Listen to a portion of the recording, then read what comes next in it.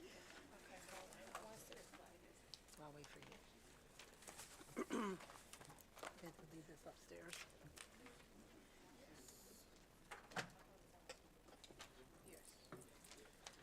Okay.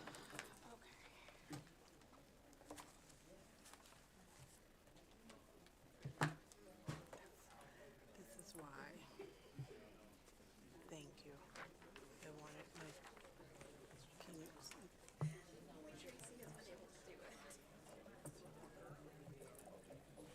Dallas Donuts is not gonna stand because it kept falling the last time. Cool. Well, all right. Ready? Nothing special. Mr. President. Mr. President. Ready? I need a motion.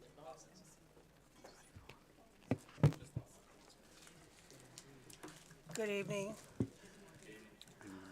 Our meeting is now called to order at 6:44 p.m., Tuesday, May 27th. I need a motion. Ms. Vaughn. Madam President, Oh, oh, you need to make a motion. I'm sorry, we need That's to make. okay. Oh, I'm learning all That's this. okay. Okay, let's write it down. We need to make a motion I to, make a motion to open up, to go into open session pursuant to Missouri Law 610.012. Seconded.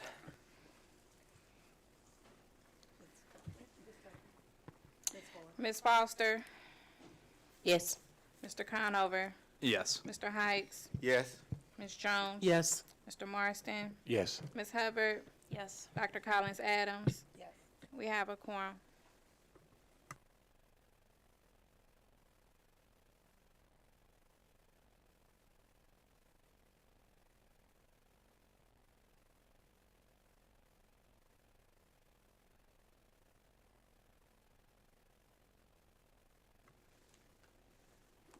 Give me a second.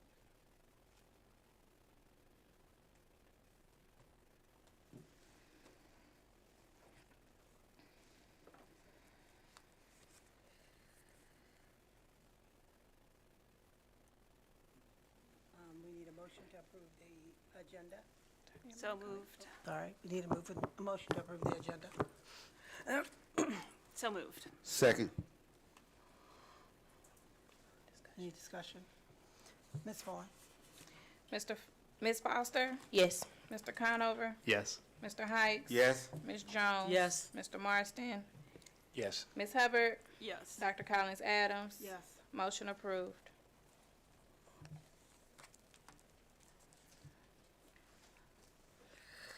A motion to approve the draft minutes from the previous meeting? So moved. Second. Any discussion? Ms. Vaughn? Ms. Foster, Yes. Mr. Conover, Yes. Mr. Heights, Yes. Ms. Jones. Yes. Mr. Marston, Yes. Ms. Hubbard, Yes. Dr. Collins Adams. Yes. Motion approved. We're moving to our reports. Item 3.1, real estate tornado updates, is moved from our open session, and we request that Dr. Barisha provide the tornado updates during your reports.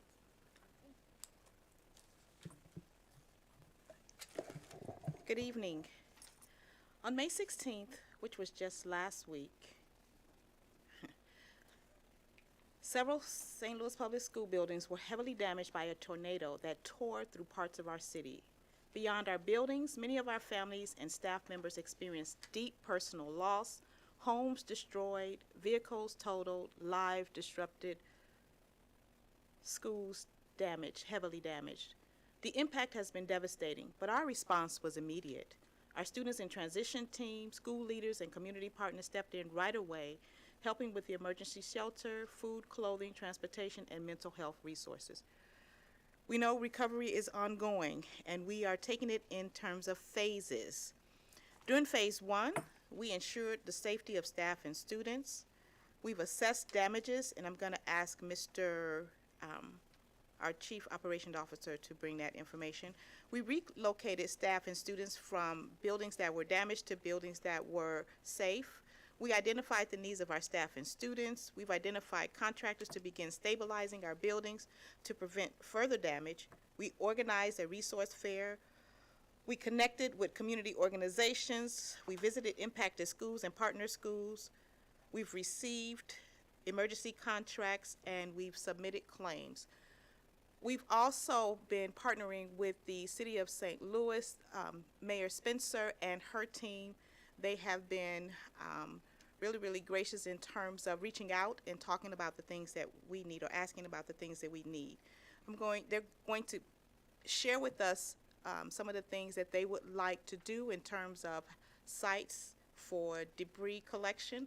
We have Ms. Casey Mulberg and Jonathan Strong here from the mayor's office to present to us as well. In phase 2, we are going to be identifying the needs of our families, which is really, really intentional, meaning that we're going to be asking each of our families, what is it that you need? So that when we partner with our organizations such as the Little Bit Foundation, St. Louis Public School Foundation, we are very intentional about the what that we have provided to our families. We've responded to partnership requests, which is we're going to hear from our one of our partners with the City of St. Louis. Today we visited 5 sites with the potential for 4 sites to be used as tornado debris removal location or hubs, and we are gathering proposals for repair work. Mr. Watson, I'm going to ask that you speak first, and then I'm going to ask that our guests come up and share.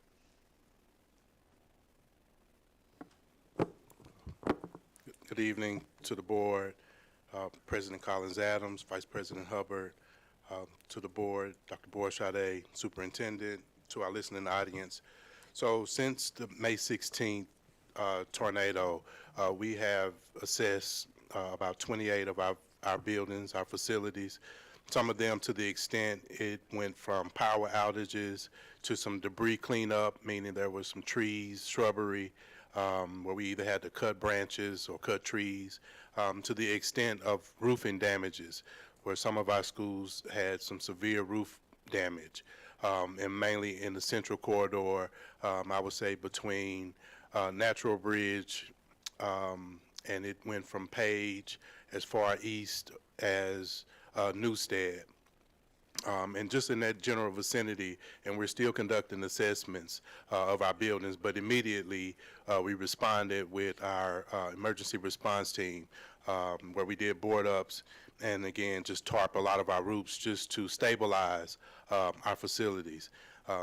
Just in general, in terms of where we are in terms of dollars and cents, we're currently, we estimated we're about $1.1 million that we've just in this stabilization process. We estimate that we'll be around 1.8 million with a contingency just for those unforeseens, as we look forward to any rain that'll happen tonight or over the next few days. We want to make sure that our buildings are secure, intact for any potential or future harm to our facility. So that's currently where we are now. We're still working to assess our buildings. Because we were out of power, we were unable to assess like our heating and cooling systems.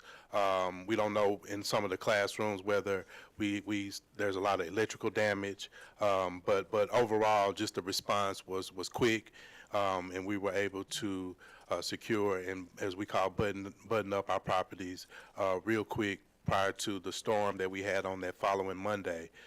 We were able to secure the majority of our buildings. I do want to add that even though we see that some of our buildings have green stickers on them, we are still being extremely cautious before sending students and staff and families back into those buildings. For the benefit of the audience, the green stickers are? So there is a green, yellow, and red sticker that is being placed on buildings indicating the level of safety for those buildings. And I just want to make sure that prior to us inviting staff back into those buildings, that we take a look at it ourselves in terms of what's happening on the inside. Thank you, Dr. Boishade. Casey Mobile and Jonathan Strong, thank you.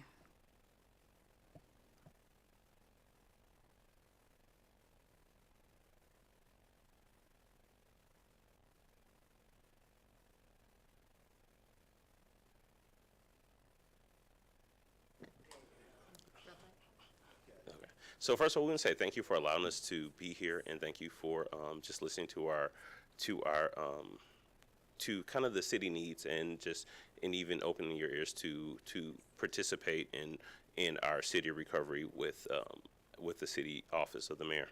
I'm sorry, Jonathan Strong. So. Good evening, Casey Milberg. My current role is policy in Mayor Spencer's office, and I had the privilege of also serving as policy director under Mayor Jones as well. First of all, as Jonathan said, thank you. We come to you tonight with a tremendous amount of gratitude and in partnership in this moment of shared need.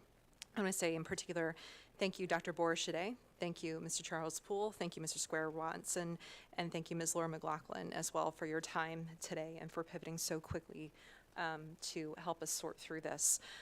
As you all are likely aware, there's a tremendous amount of debris that has been created by this tornado. Debris removal is a critical foundational step for recovery. Without it, there are many other critical pieces, such as building stabilization, rebuilding, other critical missions that cannot happen, that simply cannot happen. The National Guard, when we were working with the governor's office to identify appropriate missions, this is the one that stood out because of the critical foundational piece. And a critical step of this is figuring out places where residents within their communities can bring debris so that it can be sorted, so that it can be treated appropriately by environmental standards, and that the Guard can then take it away off-site to remove it from the city. So in going through that process with them, the Guard reviewed potential locations and said there are some vacant school buildings that would seem to fit the bill. Would you all be willing to reach out to the school board and the St. Louis Public Schools leadership to see if they might be willing to do that? We, of course, said absolutely. I do want to make it clear that the Guard's role is to assist the city. The Guard is not directing the city in any regard. I think that's a really important piece that we want to stress. The city is in control of this mission, and they are here at our invitation and at our request. The Guard support is currently planned for a 2-week operating period, at which time debris support operations will transition either to the city or to the Missouri State Emergency Management Agency for further long-term removal operations and treatment operations as well. The Guard will also not be armed. I want to stress that as well when they are here. This is a strictly humanitarian mission. We're very mindful of, a lot of communities' prior experiences with the Guard, and so we do want to make sure that everyone in the community understands this is humanitarian and there will be no weapons, no armed National Guard members as part of this. So when we reviewed locations, the site locations that we are bringing forward with gratitude and with a sincere request and appreciation for partnership is the location at 4257 Clarence, the DeAndre's Bunch School, 4322 Aldine, the Marshall Branch School, 4200 Finney, Stevens Middle School, and 4205 Sullivan, Farragut Elementary. The qualities that these sites have are, in addition to having space such that it would allow for many residents to bring their debris for sorting and transfer, is that they also can accommodate a large flow of traffic so that we would not impede neighborhoods, that they either have a substantial amount of fencing or that we can easily provide for a substantial amount of fencing. One piece that is important to note is that the fencing will be wrapped. The wrapping is twofold.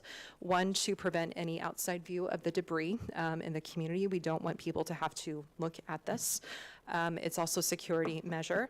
And then another piece is so that we can illustrate the partnership between the school district as well as the city and this recovery effort as well, to make sure it is a symbol of community unity and partnership. So we do want to stress that. The operational start for this program would be set up beginning tomorrow, Wednesday, May 28th, with the gates formally opening to accept community debris beginning Thursday, May 29th. The daily hours of each site would be 8 a.m. until 7 p.m.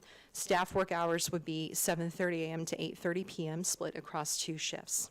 In terms of staff and roles, 41 National Guard personnel from their engineering division would be involved in this operation. The National Guard troops will provide guard supervisors, truck drivers, and equipment operators who will be responsible for moving debris from these temporary locations to off-site locations as well. Debris will be removed by the Guard on a daily, multiple times a day, ongoing basis to ensure that there's not an accumulation on site of debris. In addition, 18 city personnel will also be involved in this operation. A city staff supervisor will be named for each shift. The city staff will also be on site from the health department, as well as some of our building stabilization divisions too. These employees will, in addition to helping shepherd the flow of traffic, they will also count the number of vehicles served. They will distribute information to residents as well as personal protective equipment to residents to help empower them in their debris removal that they may be undertaking in their own residence. And we also will offer the option, and it will be an option, to complete the community needs assessment post-tornado as well, so that we can help identify any needs of any individuals should they wish to identify those when they're bringing debris to the site as well. In terms of safety, the health department, as I mentioned, will pass out PPE, personal protective equipment. As needed, it will be offered. No one is obligated to take it. There will be the information about environmental safety related to debris handling, and health department personnel will also be available to discuss that as well for any persons who may find that helpful. Each site will be gated and locked overnight. There will be unarmed safety officers located at each location. The St. Louis Metropolitan Police Department will also support on-site security with what they call directed patrols. So in other words, it's a regular patrol, but with a little bit more of a touch point for every single site. As we discussed, each site would be wrapped not only in fencing, but with co-branded wrapping between the St. Louis Public Schools and the City of St. Louis to demonstrate a message of community unity and recovery. And the city will be working in partnership with the Department of Natural Resources in the state of Missouri to ensure the highest environmental processing standards on each site for all debris that is brought to these sites. And should there be any need for any site remediation following the conclusion of this operation, the City of St. Louis will facilitate that as well. Site equipment, each site will have one front loader at each location and 2 dump trucks at each location. Each site will also have sanitation equipment, porta potties, hand washing stations, all of that in order to support and protect our National Guard members as well as our city staff and employees. And we will also work in partnership with the St. Louis Public Schools to ensure community and nearby neighborhoods are aware of the purpose of these, that everyone is aware that it is a humanitarian mission to provide contact information should issues arise, and make it as approachable as possible. These sites are designed to be accessible in the community such that anybody could, even if they want to, roll up with a wheelbarrow or be carrying something if they want to do that. In addition to accepting larger deliveries of debris, there is currently a very mobilized network of private contractors who are already out in the community getting ready, doing a grid-by-grid approach as well. That's been facilitated through, I believe, the Urban League. I would say through the Urban League. So that will continue, and we do expect that they will be a wonderful partnership for the community through this as well, with these sites opened up. I believe that's the rundown, and we're very happy to take any questions, and thank you very much for your, And actually, I think there's one kind of real-time caveat that we asked for to remove Stevens Middle and add in Turner Middle School. Got it. I had to duck off site after the governor announced a special session today, so he has the most current information, so. That was the call. Oh, perfect. Oh, well, okay. Hot off the press, my goodness. Okay. So with that, we are, again, just extremely grateful for this opportunity to visit with you, for the consideration and graciousness you all have extended to us so far, and very happy to take any questions that you all may have. Any discussion, question? Yes, hi, good evening. I really appreciate the fact that you're addressing the hazardous waste portion of it, because I was really concerned about the public having the proper gear when they come and deliver those kind of things. But my question as well is about, when you talked about taking debris away from the site. So I'm looking at a lot of people and talking to people who are concerned about the brick disappearing, the valuable brick from the city. So how will the city address that from those sites to make sure that we don't lose that valuable treasure? So I think, at the sites, we're really focused on the debris that residents and members of the city are actually dropping off.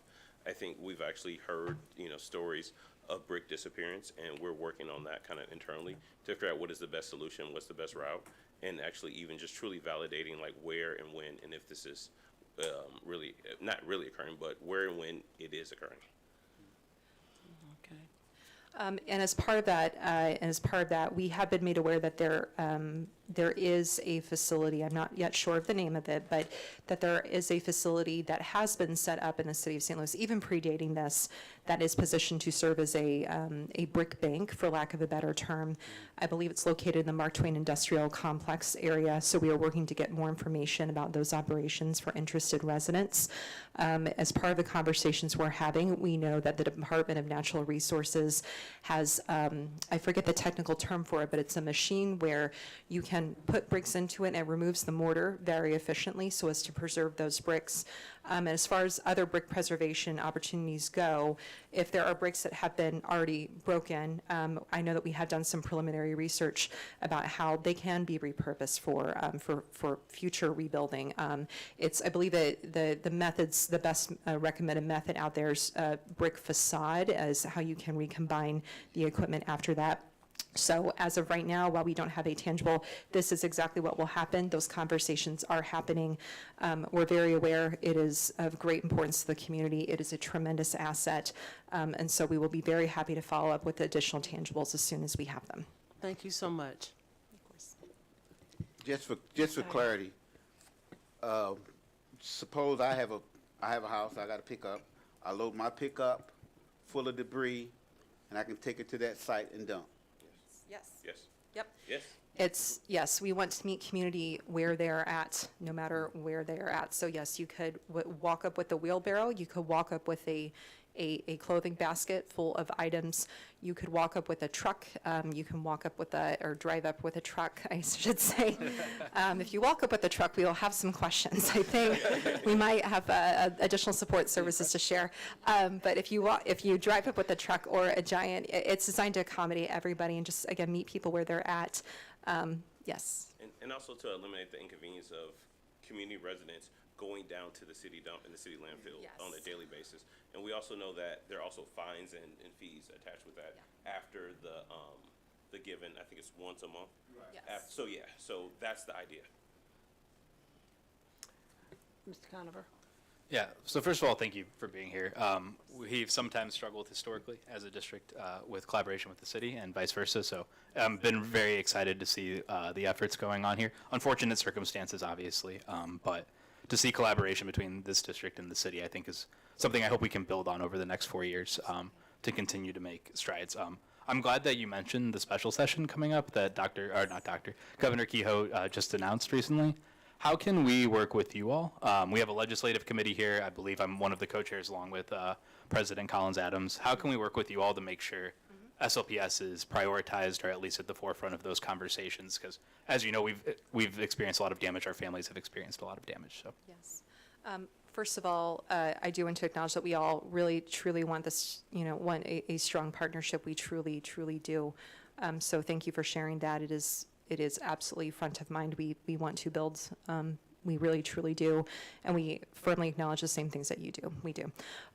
In terms of the legislative piece, I'm your A to B on that. So you get me talking about policy. I may not shut up for a little bit, so fair warning about that. But yes, I would love to collaborate and connect. And perhaps after this meeting, we can exchange contact information and we can share what we know. We have been in contact with the governor's office to learn more details. We are in extremely close contact with our federal, state, and local delegation and their offices on this matter, as well as other matters at all levels. So, as we all move forward together, not just on the special session, but on local matters, state matters, federal matters, we would love to collaborate. thank you so much. And also, I've been serving as the liaison from the city to the school district, and I can honestly say that I'm in communication with a lot of people sitting at this table. The other thing is, once we really get settled, we also, as a city, we would like to welcome you into just official welcoming, and to just really make sure we strengthen those communication lines and those partnership lines between the city and the school board. I've received that email, and I'm excited to see it. So thank you. Yeah, thank you, Mr. Strong. Yeah. Any other questions? Discussion, Mr. Morstan. Yeah, I was in the Fountain Park neighborhood most of Saturday and Monday helping to clean up the debris, and the tree lawns are getting really full. So I guess, and you sort of addressed this, but I think one bottleneck is getting the debris from there to the vacant school sites, because most residents don't have the means to transport it, so they're waiting for somebody to come pick it up. I think, and we've been trying to keep the piles separated where the yard waste is in one place and the building materials are in another. But you know, if people are dropping off mixed loads, it seems like somebody at the vacant school site is going to need to be possibly separating it. And then just one more thing. So on Monday, I spent most of the day with a chainsaw, and I got a lot of logs stacked up that they're not as valuable as the bricks, but it seems like somebody could use it as firewood. And so, I don't know, I've got it all stacked up, but I don't know if there's like a way for that to go to a better use. So first, thank you for showing up for community. I know everyone in here has, and we just want to acknowledge that and say thank you for that. In terms of the question on the logs, I don't yet have a good answer for you, but I'm happy to check with forestry on any programs that may be underway. I think it's across the city, so I don't know if that means there's going to be some, a lot of bonfires in the city this summer, what that's going to look like, but we'll get you guys some information on some next steps, or mulch, yeah. That seems safer. So yes, whatever that looks like. I think our fire department would like me to reflect mulch as the preferred option. But in terms of the piles, yes, absolutely. We know that there are so many residents who just don't have a way to get a lot of the debris that they have been stacking to these sites, and that is the intention of partnering with those contractors who do have that big equipment. I mean, there's been this wonderful support coming out from the construction community. We have had people chomping at the bit to use, their heavy machinery in support of the city. So they're going to really be put to work over the next 2 weeks. So, as you all hear about, areas over the next coming weeks that seem like they could use a little bit more support, we would encourage you to reach out to our office so we can, connect that information with the folks on the ground coordinating that grid by grid approach. We want to hear that information. It's very helpful for us to receive that. And then on that sorting piece, there will be environmental folks on site to facilitate that sorting in a safe way that also protects the workers on site. So that will be very actively part of this mission, is as part of the best practices and the strong environmental practices moving forward. Ms. Foster. Yes, I just want to echo what my fellow board members saying. I'm definitely excited to work with the city to support our families. One question that I had specifically was if you could talk a little bit more about this post-need survey that the city will be sending out to residents. I know Superintendent Borshade just mentioned that the district is also planning to send out direct questions for what families need after the tornado. And so I'm wondering if there is an opportunity for us to collaborate on some of that data sharing and information, maybe asking how many students do you have in your family, right? And what schools do they go to? I just want to know a little bit more about that. Sure. And before you answer, or in addition to that, when we have all the things that we need, then the city could supply those needs. Yes. Emphasize that. Yes. Right. You want to go first? Yeah, so I think, so the answer, I think, is yes. I definitely think there's opportunities to collaborate on the data. Because at the same time, it's like, as the city in St. Louis Public School, we're serving our families. They're all our families. Whether we come from this angle or that angle, it's all our families. And also, I think the best way to serve our family is also for us to collaborate on the solution to meet the needs of our families. So the answer is yes, that there is opportunity and room to collaboration. What it kind of looks like, we're not that far and deep into our planning, but of course that once we start really building like the recovery and what's next for our family and our community, there I do see a value of having St. Louis Public Schools, in the communication and with the solution as well. So, Mr. Conover.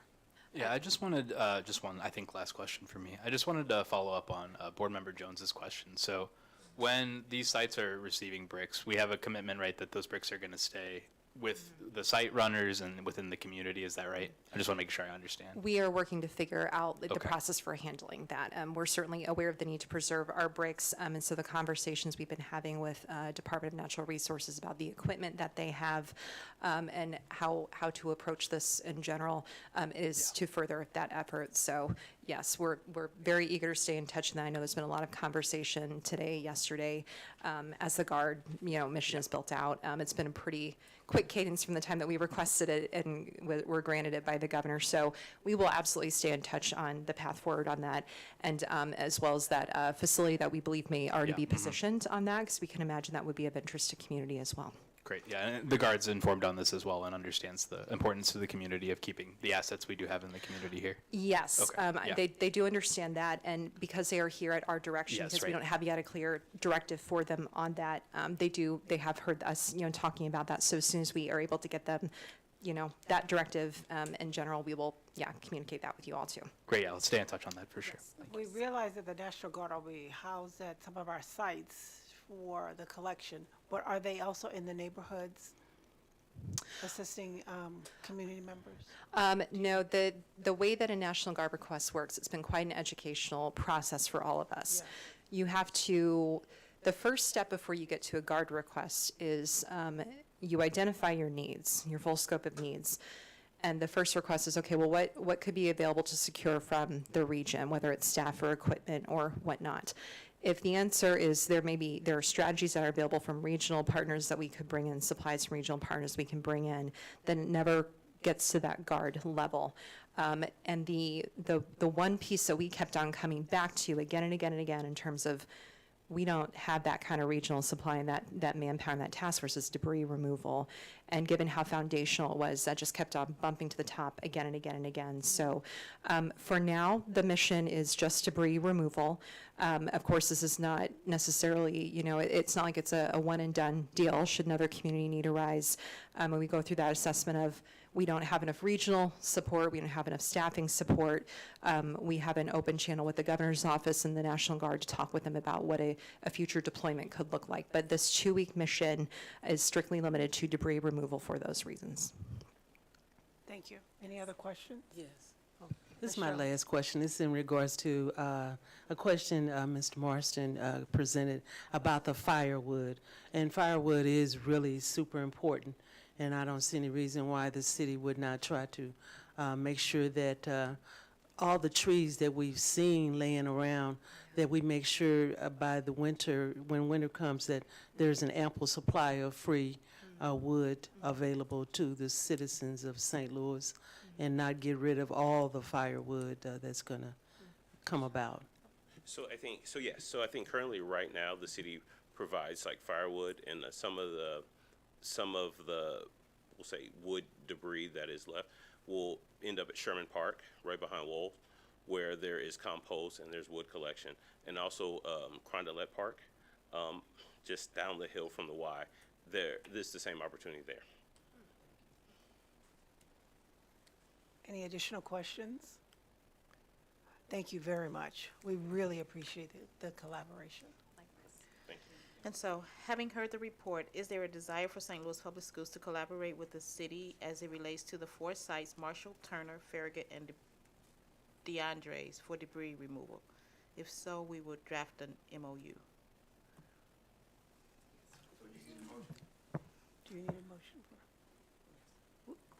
No. Yeah, sure. Ms. Connell. I'm happy to make the motion to draft an MOU for collaboration with the city on post-tornado recovery efforts and debris collection. Second. Any discussion?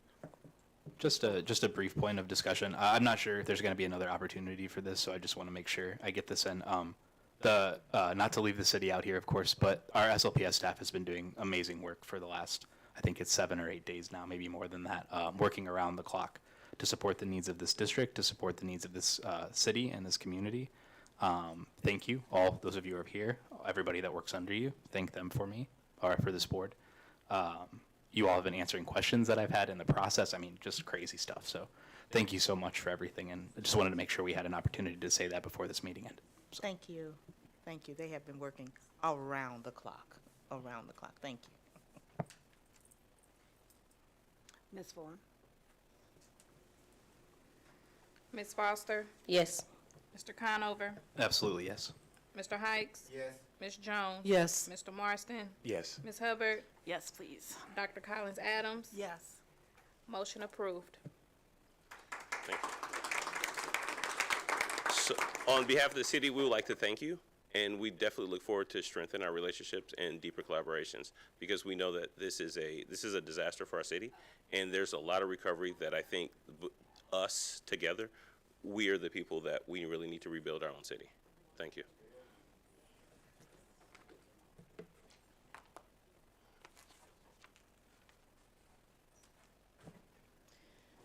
Next up, we will have a report from our Chief Financial Officer. I do want to just share that during the board meeting on May 13th, there were 3 questions that were asked. Are helmets insured? Are helmets that are reconditioned insurable? And then what is the size of the memory of the Zoom app? The answers to all 3 questions were shared with the board. Tonight, you're going to be hearing from our Chief Financial Officer. The Chief Financial Officer will be presenting the 25-26 proposed budget. There are several things that I'd like to bring your attention to. You'll see that at the end of the 24 school year that there was $22 million that was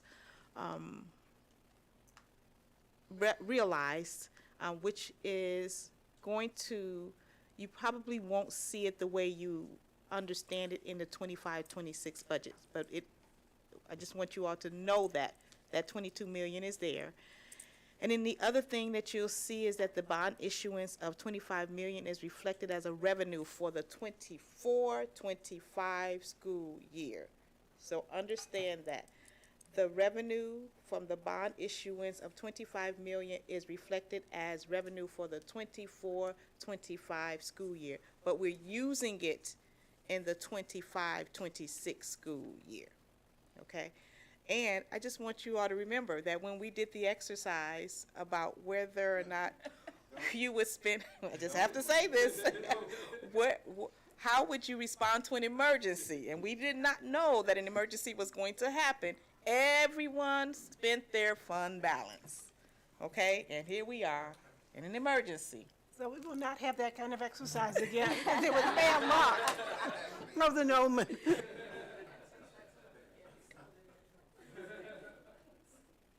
And I say that because we have to make those decisions all the time. Ms. Jones, Ms. Johnson.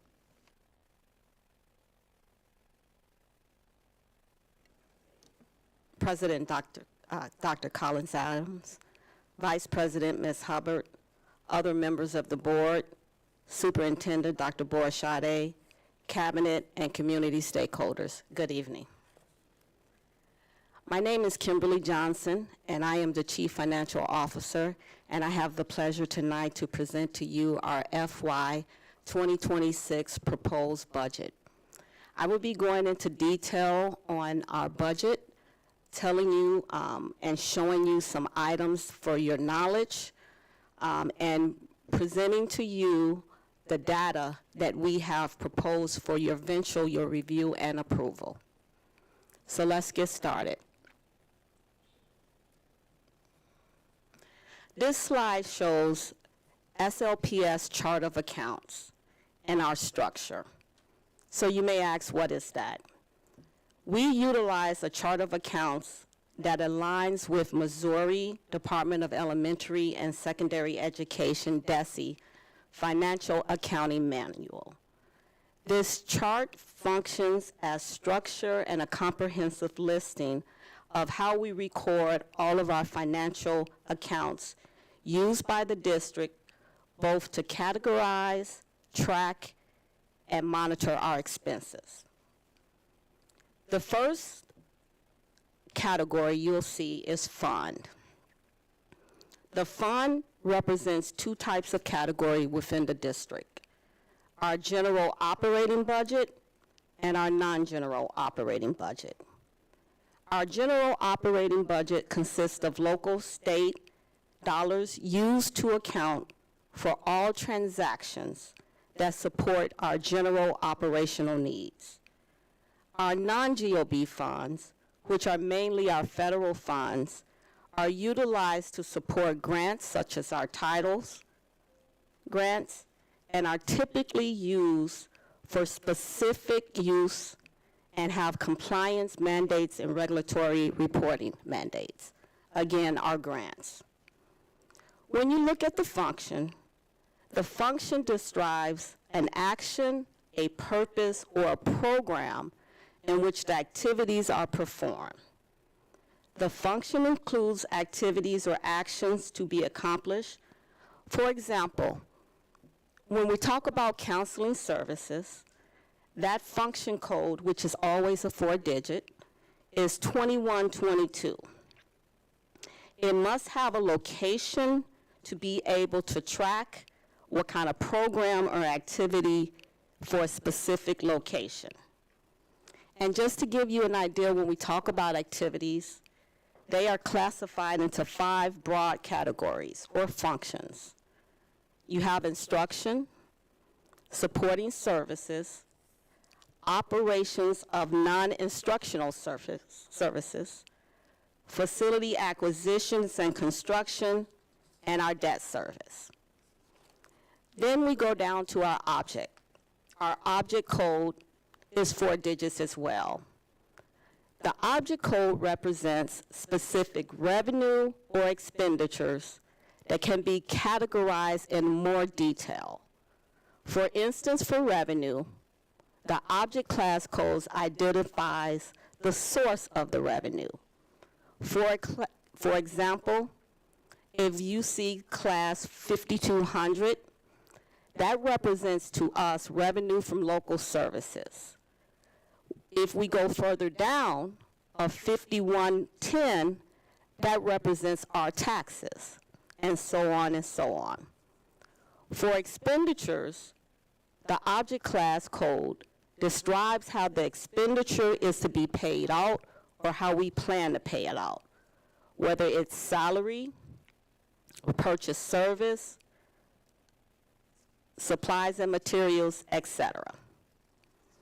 Then we have location. Location is used to identify a specific school within a district, department, or even an area. For instance, 4,000 to 699, and I know these numbers may not mean anything, but when we get to the actual list, I'll show you what I mean. It represents elementary schools. For instance, 5260 represents Man Elementary School. And then when we talk about project code, that represents an expenditure paid for a specific sort of revenue, whether it's GOB or grant, and again looks at specific grant or activity. Source codes is part of the project code, and there are 1 number. Those usually represent either local, county, state, or federal revenue. Again, this just gives you an overview of our structures and how we track and monitor both our revenue and our expenses. Now let's talk about our proposed district budget summary. As Dr. Borashade stated, this year we're presenting the budget in a little different manner. We are separating our restricted from our unrestricted funds. What does that mean? We have taken out our debt service and our Prop S funds because, as you are aware, those funds can only be used for specific services.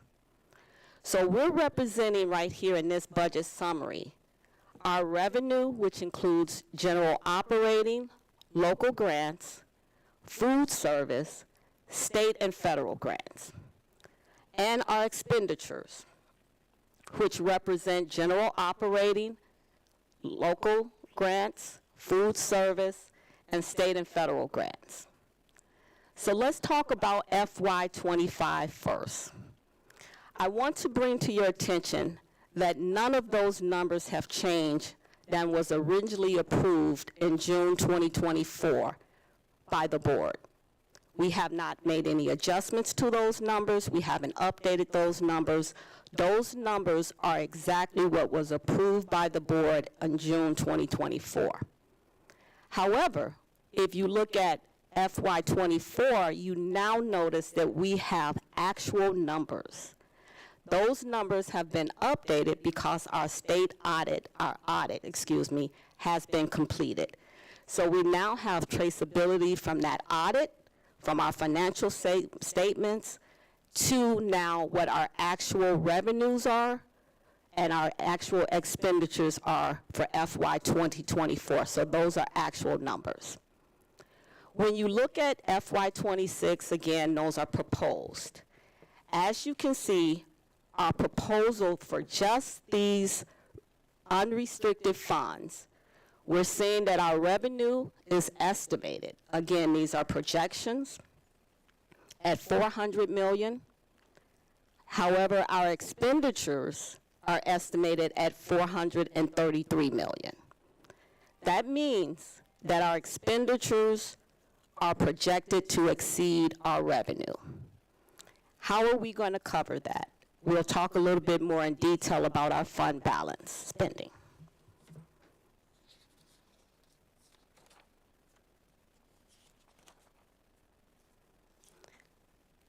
Let's talk about now those restricted funds. That is debt service and our Prop S funds.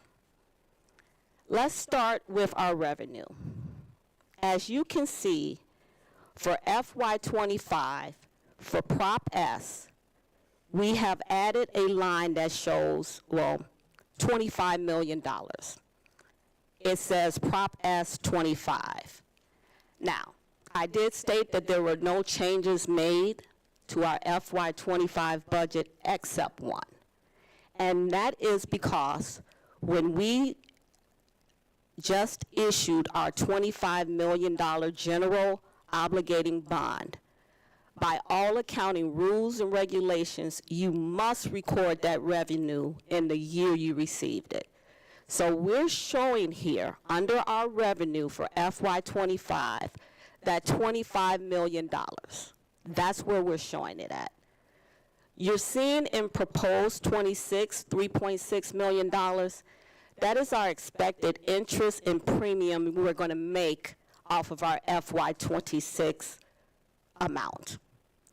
And then when you're looking at our revenue, you notice under proposed 26, you see the $25 million in expenditures.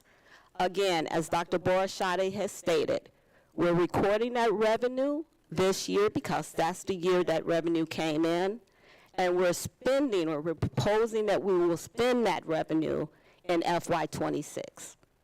Again, we're separating our restricted funds from our unrestricted funds, and this is for more transparency and understanding. And this chart just shows the same thing.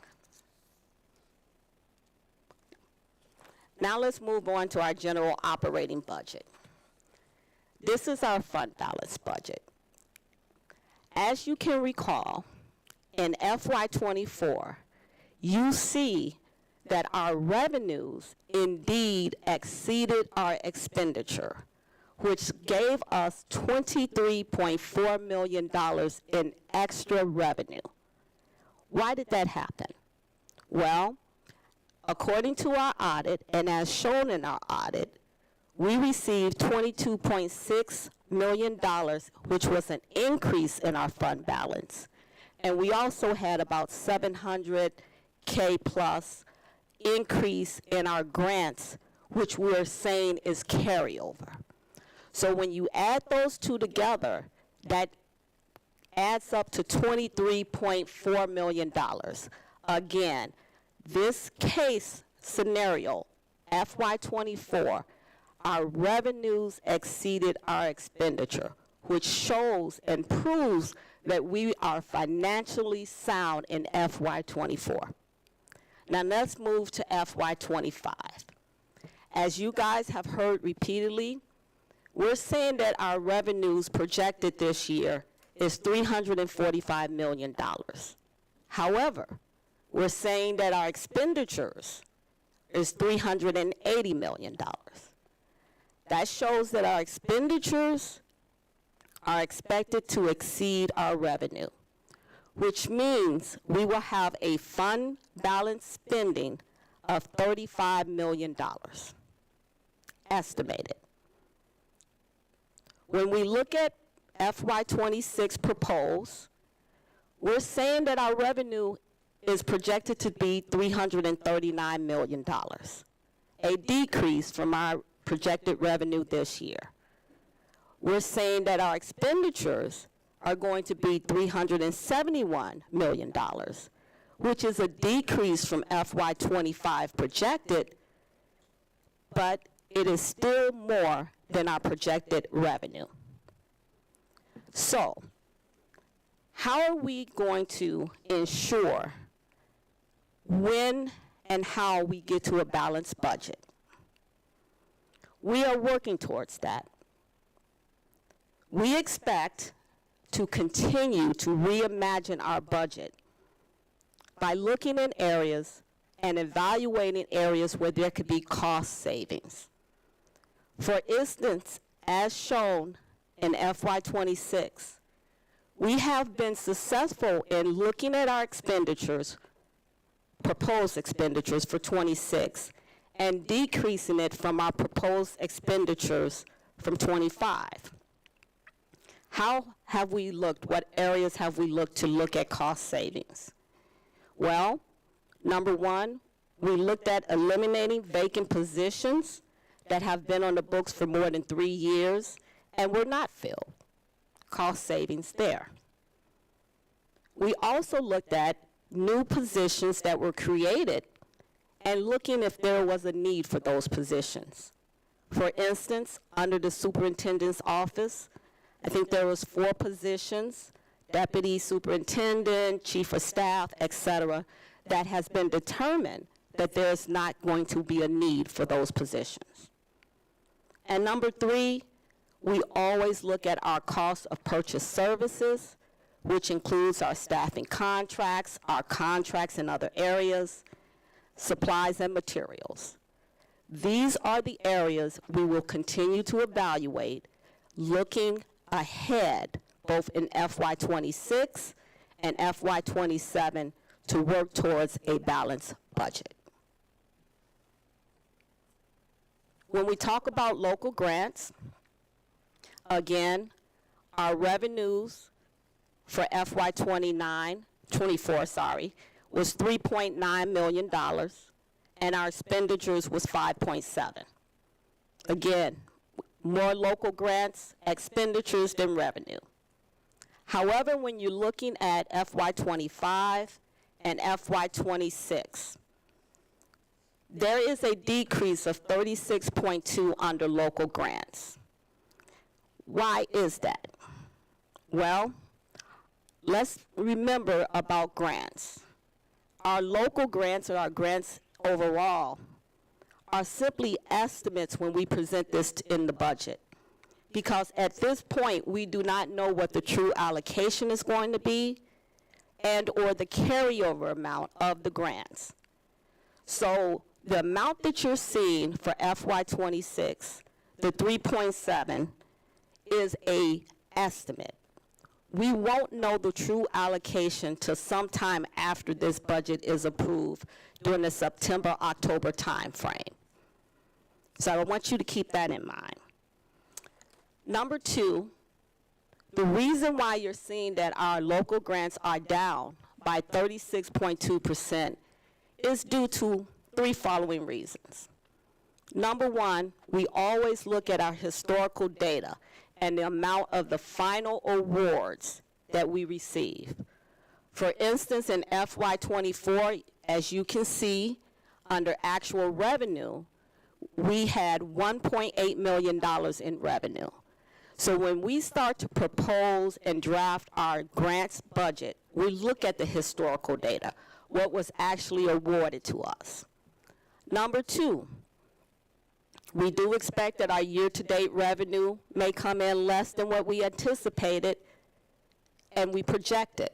Because remember, our projections are usually almost a year ahead, so we don't know the true allocation.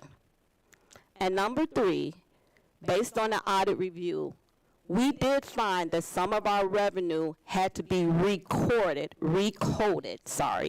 in a different category. So that's why you're seeing that 36.2% decrease. And that's, again, what we do when we talk about grants.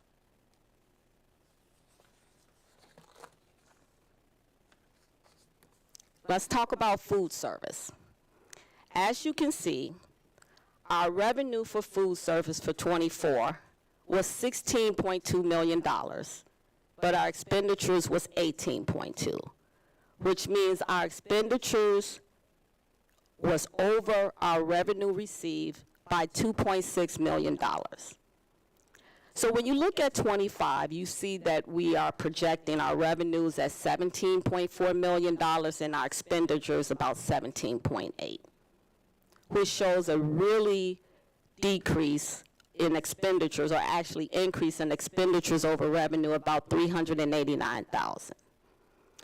Truly can tell you that we're not sure if we're going to meet that projection for '25. Just simple what we're seeing in terms of collections. So when we're looking at FY '26, you're seeing that we're proposing or projecting that our revenues is $19.1 million. However, we're saying that our expenditures are 20.6. We're saying our expenditures are more because we do know in FY '25 we have a new food service contractor that has increased the cost. We also recognize that there's increased cost in goods and services, right? The goods that they use, the food. So we're expecting those expenditures, again, to be above the revenue received. When we talk about our federal and state grants, again, we're looking at our revenues are expected for '26 to be whatever we are saying our revenues in should be our expenditures out. That's a simplified formula, but again, keep in mind, that we do not know what our revenues will be.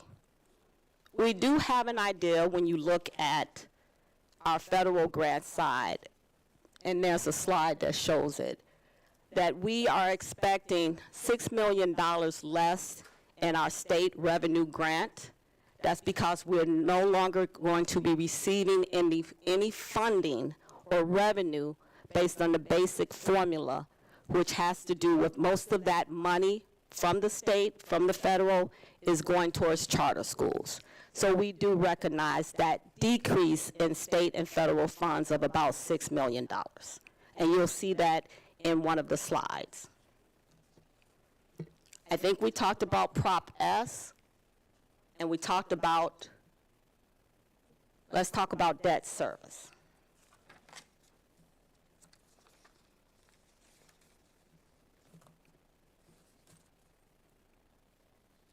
When we talk about debt service, again, our debt service is the amount of money that we owe.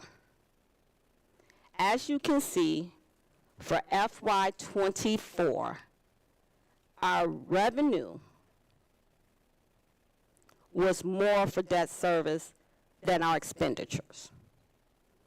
However, this year, we are proposing that our revenue, again, should be more than our expenditures. And this is basically the margin of the $3.6 million that you're seeing. I'm sorry, the $38 million, 38.7. That is pretty much, again, what we're expecting to pay and receive in terms of bonds and revenue for our debt service.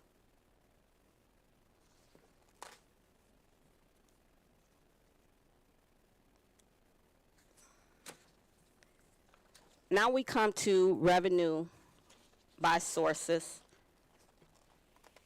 As you can see, this slide shows local, county, federal, and state.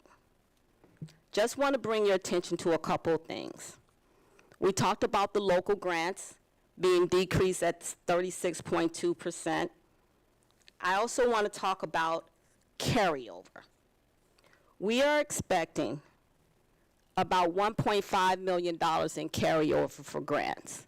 That means from the end of this fiscal year, whatever remaining grant available balance on those grants will carry over to those grants to the next fiscal year. However, there are some grants that will expire. We call it sunsetting.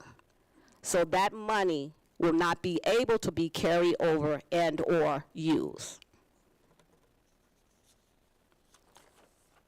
When we talk about county, just want to bring your attention to what does that mean in terms of revenue. That is revenue that we receive in terms of utilities, electric, water, gas, taxes on that, railroad taxes, highway tolls, fines and forfeitures, and any misdemeanor taxes. So those are county taxes that we receive the revenue on. We're saying for FY26, we're expecting $4.5 million from general operating from our county. Let's talk about federal. When we look at the federal, I want to bring your attention to two things. Our federal revenue, as you can see, has increased. The state and federal grants have increased from FY25 of $26.7 million to proposed 28.3. Now those state and federal grants include things such as our title grants, our IDEA, our Perkins, our AEL federal, and 21st Century, just to name a few. If you remember previous presentation, I went into detail of the descriptions for each one of those federal grants. Again, we are projecting for overall sources of our federal grant. We're looking at our proposal for FY26 under state and federal grants to increase from $26.7 million to 28.3. Again, we do not know if this projection, again, will be based on what is coming in. Let's talk about state.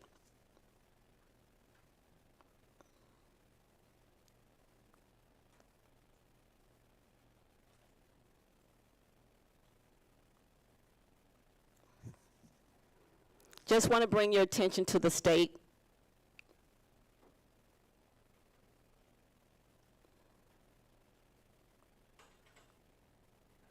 To the state line. When we look at general operating, as you can see when it says dollar amount change, you see the $6 million there. That's the $6 million that we're not receiving for our basic formula.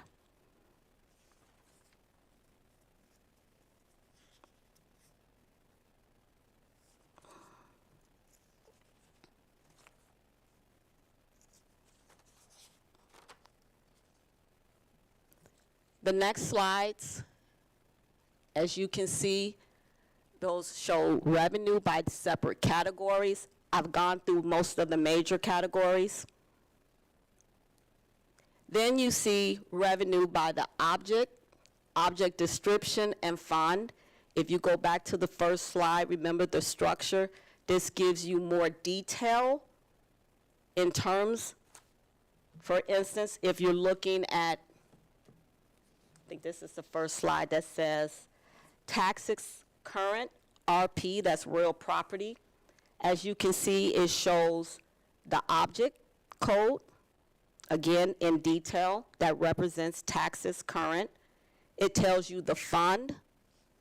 It tells you the actual amount for 24. It tells you the board approved amount for 25, and it shows what the proposal is. If you look at taxes, 310, in your package, it should be page 11. I just want to bring your attention to something. Under real property taxes, as you can see, our proposed for FY25 budget, we said we were going to receive $23 million. For FY26, we're proposing 26.1. And in the dollar amount change, you see $2.7 million or 11.9%. What that represents is that we have exceeded the budget approved amount this year already by $2.7 million. That's a good thing. Same for personal property. That $2 million represents that we have collected and received $2 million more than the proposed budget for FY25.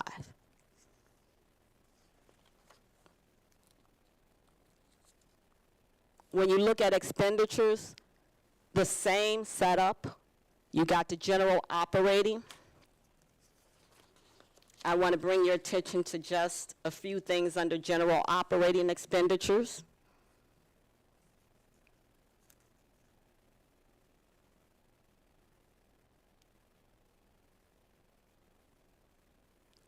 Those are separated by the same categories. General operating, is this? Okay, this is the slide. This brings it down a little bit more under general operating. What are the categories? Expense categories. As you see, we got certificated salaries, non-certificated salaries. We talk about capital outlay, employee benefits, purchase services, and supplies and materials. There's a couple areas I want to bring your attention to. As you can see, for FY26 compared to FY25, for certificated salaries, we have reduced the amount or projection from $132 million to $130 million. That shows where we're looking at cost savings, looking at those vacant positions, looking at positions that may not be needing, and reducing those positions. So you can see that we're projecting cost savings in that particular area. Then when you're looking at the capital outlay, as you see, proposed for FY25 is $5 million, whereas proposed for 26 is $2.7 million. Why the decrease? Why are we proposing it to go down? Well, if you remember, we have actually changed our capital outlay threshold from $1,000 to now to be anything above $5,000, which means some of those items will now be captured under supplies and materials and will not be categorized as capital products. When we look at employee benefits, you see that the benefits have gone up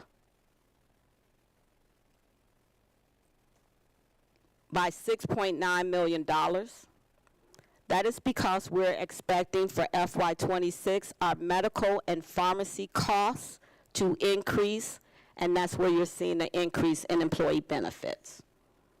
And then for supplies and materials, you're seeing the increase there. And you're seeing the increase there from $31 million to $32 million because we are increasing our purchases of curriculum and instructional material.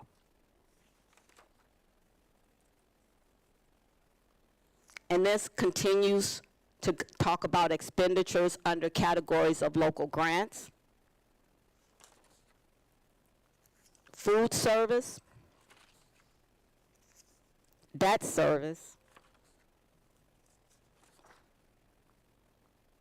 and then it goes into more detail, again, by the object class, the fund, the description, and then it gives you the breakdown. I won't read each and every one of those, I promise. I know I see your eyes kind of glazing back. But I just wanted to be able to explain the FY26 budget for your review and approval. If you have any questions, please feel free to reach out to myself or Dr. Borashade and our staff. Any questions?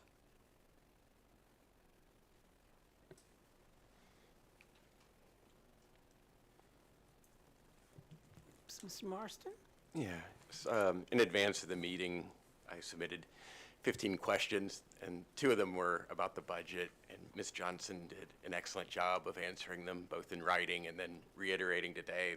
My questions were about the path to a balanced budget and about the projected decrease in local grants, which she's covered.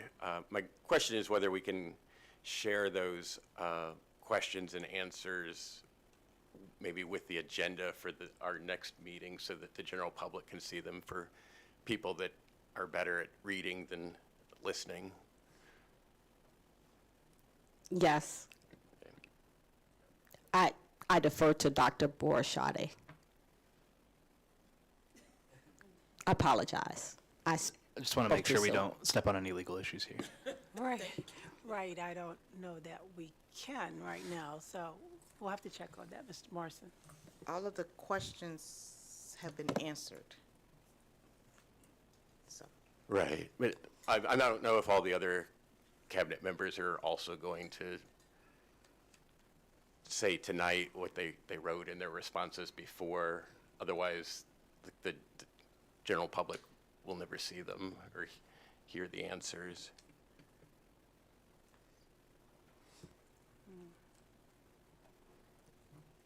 If you have questions, you can ask them, Mr. Marston. Right, I can re-ask the 15 questions again, but I don't want to prolong the meeting. Well, if I may, Ms. Johnson, you did an excellent job of actually answering the questions prior to the meeting. I did read all Mr. Marston's questions, and I did listen to your presentation. I did not glass over. And I followed through because I wanted to double check your math, but that's another thing. Okay. But I think the response to even Mr. Morrison's questions and some of the other questions, as we'll see, we move on through our consent agenda items, were addressed in and the video from this will be available, right? So I don't know that we would need any more information, but if we do, then I will double check that with legal and see whether or not we can present any information. I don't know that we have any answers for right now, though. Are there any other questions?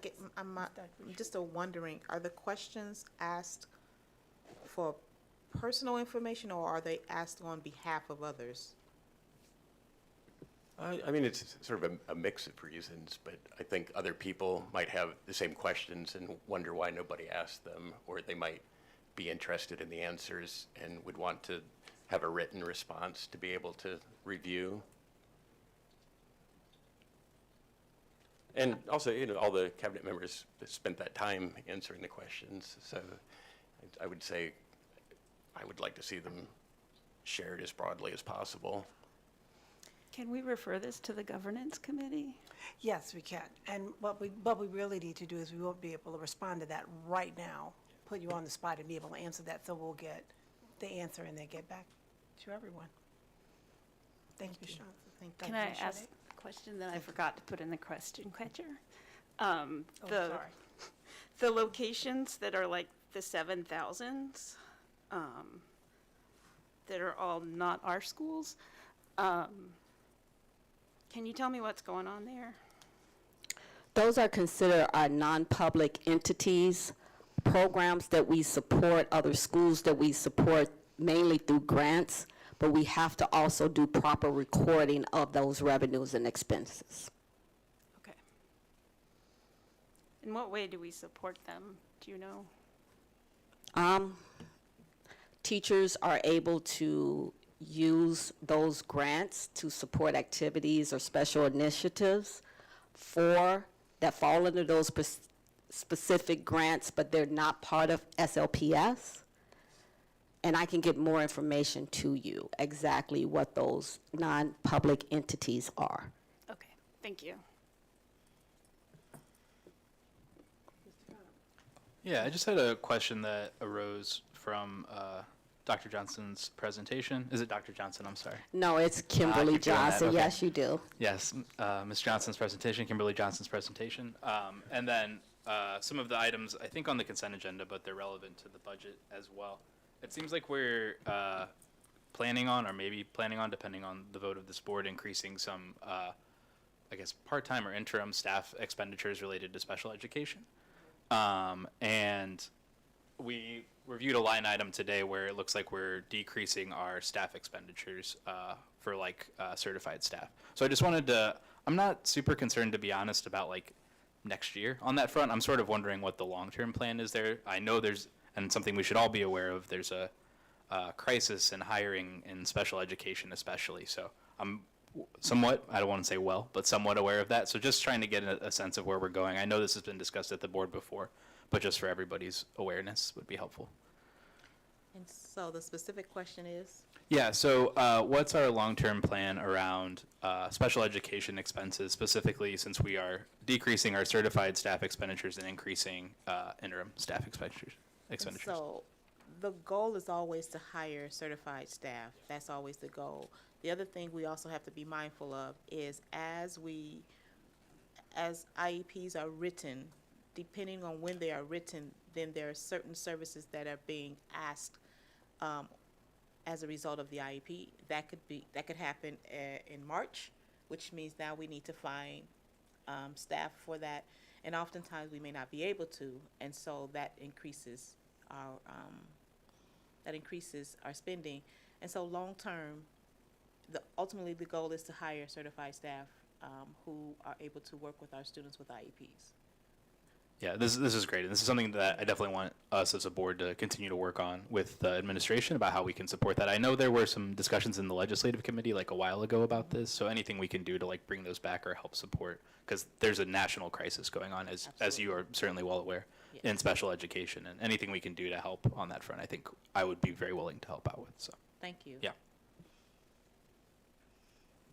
Any additional questions? Mrs. Foster? Yes, I was just gonna ask Ms. Johnson to like quickly go over slide 8. We kind of glanced over Prop S, but just so it's on record and I can understand too, like voiced over. Okay. This is slide 8, specifically the FY 2026 proposed district budgets for Prop S. Okay. When we talk about Prop S, we recorded it in 2 different ways. The bottom Prop S says Prop S 25, that was specifically outlined to show that the revenues of the second sale of bonds that we just completed in March 2025, $25 million, has to be recorded in the year you actually get that revenue. So we're recording that $25 million this fiscal year, but we're not expecting to see any expenditures or costs against that $25 million until next year. That's why you're seeing under FY 25, the $25 million stated under revenue, and then you're seeing the $25 million stated under expenditures, right? The revenue is recorded this year, but the costs next year. Now, that 3.6 that you're seeing proposed revenue for FY 26 is the interest that we're expecting to earn on that $25 million. Keep in mind, interest is market variable, right? We're not sure what the interest rate is going to be. That can fluctuate up and down, probably more down than anything, but that's what we're proposing, just based again on historical amounts that we have earned of $3.6 million. That's a very conservative number. If you look at Prop S at the top, the Prop S, you see that we're estimating interest of $4 million. That's what you're seeing in the proposed revenue line.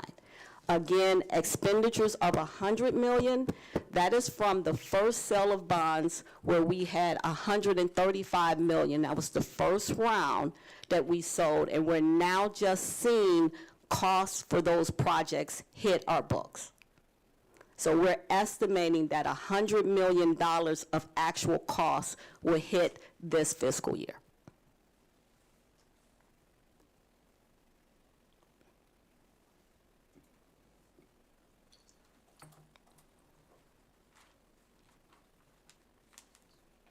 You're welcome. Mr. Conover, I didn't know if Mrs. Foster had any. Oh, no, I understand. Okay, she had her head down. Yeah. Oh, no, I understand. Thank you. No, you're good. Just something I think I just want to note every year when we do this budget, as long as I'm here. So we're spending, our expenditures are higher in this case than our revenues. That number's around 32 million, 33 million. We just approved an audit last time that shows us that TIFs and tax abatements take about $39 million from this district every year. Is there anything the board can do to help support trying to close that gap to help fund more services in this district? Well, as you know, those tax abatements and those taxes are based on property taxes Yeah. and real property taxes. Property taxes and real property taxes. Yeah. I think we just received information from the city of St. Louis that states that they're going to, based on a tornado, they're going to be given an extension for people to pay their property taxes. So realistically, Yeah. if we're looking at that, and because every 3 years delinquent taxes, Yeah. that if they do not catch up on those delinquent Yeah. taxes, those are then sold. So to say overall expectations is don't really expect an increase. We hope we do, but just based on what information we Yeah. have received thus far, we probably will not see an increase there. Sounds like we have a lot more to do collaborating with the city on some of these things, in my opinion. But just to get you to say it one more time, because I know you said it at the beginning. We are in good financial shape as a district, is that correct? We are in a good financial statement. Thank you so much, Yes. Ms. Johnson. Yeah. Thank you, Ms. Johnson. I do have one comment, and it's just, you've done the best that you absolutely could in presenting all this information. It was a lot of information all at one time. I think the concern over staff is a nationwide issue, and especially what Mr. Conover mentioned with special education and the services related. It's not just teachers. It's the licensed individuals that provide the services for the students that have IEPs. So that makes a big difference, and it eats up a major portion of the budget. And anything the board can do, even if it means that we have to come up with our own campaign to get people to pay their taxes, their property taxes. Well, we've done that. Well, we had to do a bond issue. So if we have to do something that says, pay your taxes, it supports our schools, we're willing to do that. And Dr. Bouchard, and Mr. Conover, I support you 100% on that. If you can come up with a plan, we'll get it rolling. We got a lot of work to do in the legislative Right. committee. Sorry. Vice Let's President. do Thank you. pilots. Let's do Thank you. pilots. Thank you so much. Thank you. Dr. Bouchard. Thank you, everyone. Thank you. Thank you. Yes, and we will have this posted so that if there are any questions, additional questions, they can be asked. At this time, we will have our Director of Compliance and Internal Auditor come in and do a presentation on provide an update on technology audit that was done in 2022. Dr. Hubbard? Good evening, Board President Collins Adams, members of the board, and to our superintendent, Dr. Boris-Chade, the cabinet, and all those present. Tonight will be a brief presentation on the findings and recommendations of the 2020 and 2022 technology audits and how our technology team has responded to those assessments.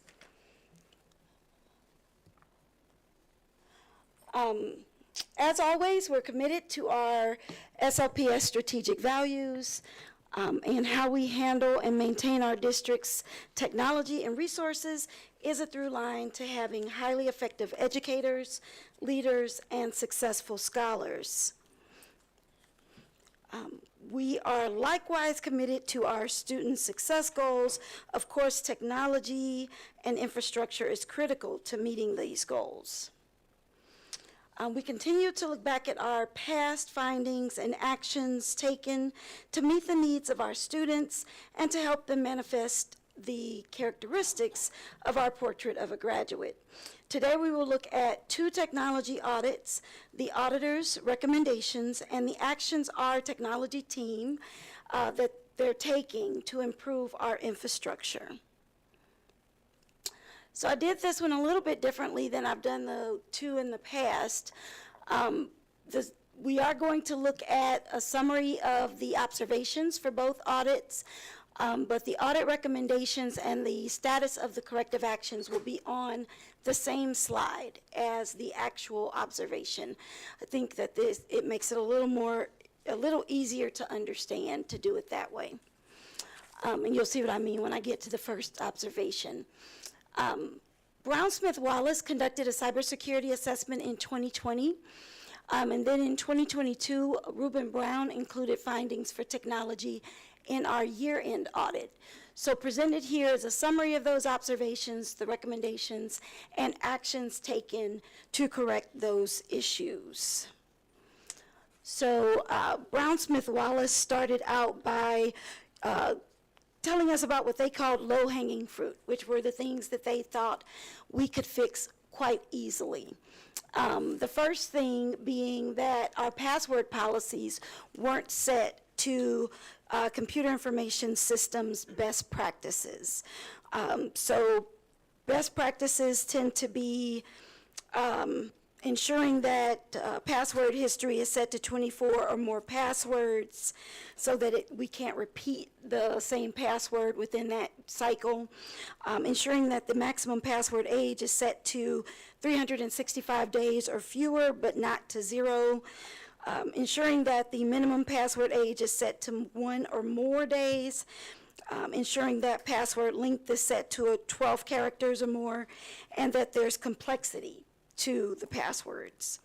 So what our district has done is we've implemented a procedure that all staff are required to update our passwords. The new password requirements are that they have to be at least 8 characters in length. We have to include at least 3 of the following parameters: uppercase letters, lowercase, numbers, or special characters, and we're required to change our passwords every 180 days. The second, what they call low-hanging fruit, was our local administrators' passwords were shared and reused across many systems. And so the recommendation was made that we enable local administrator password solutions in our group policy. And what we did as a district is it made sure that all local administrator passwords were changed and that they are randomly generated and managed in a system called Intune. And each administrator has their own password, so they're no longer shared. The next observation was that virus signatures were not consistently updated. The recommendation was that we should ensure that endpoint protection software is configured to require all hosts receive virus definition updates and follow up on devices that have not been updated after a period of time. So we use a system called Sophos, and it's configured to update on all machines on a regular basis. Another observation was the group policy was not completely configured to disable auto-run content, and they recommended that we commit to several changes in our group policy. The action that our technology team took was both settings are configured correctly in the group policy as the group policy object. So again, a lot of this information is very technology focused. I don't have a background in technology. I don't know if any of you have a background in technology, but we do have resources here in the room if there are any questions at the end that I cannot answer. Okay? The next observation, and I see him writing. Okay. The next observation was that no host-based firewall is used to protect workstations. So the recommendation was to set the group policy parameter to on, and the actions taken were that firewall policies for the servers are being developed. They're currently being developed, and the use of Active Directory to push down those policies is a part of that process. So the primary initiatives that they recommended was that the Microsoft Systems Center Configuration Manager they found that it discovers and manages some systems on our network, but not all. They performed an independent discovery scan and found that not every system was managed inside that Microsoft Systems Center configuration. Because not every system was managed inside of that configuration manager, they identified that the system's patching was not performed consistently or completely. And the recommendation was to ensure that all Windows hosts are captured and managed in the SCCM. And the action taken is that all hosts are now managed within that Microsoft System Center Configuration Manager. Another observation was that there is not a formal policy to define authorized software or mechanisms to develop, or rather to detect and remove unauthorized software from our systems. The recommendations was that once SLPS has an accurate inventory, that we perform a periodic vulnerability and host scan to identify any systems on the network and reconcile those against that Microsoft System Center Configuration Manager. They also suggested that we develop an inventory of authorized software, and once a baseline is established, perform periodic vulnerability scans to identify unauthorized software. So there is currently, our technology team is currently creating a software assessment management database. They're anticipating that to be completed in September of 2025.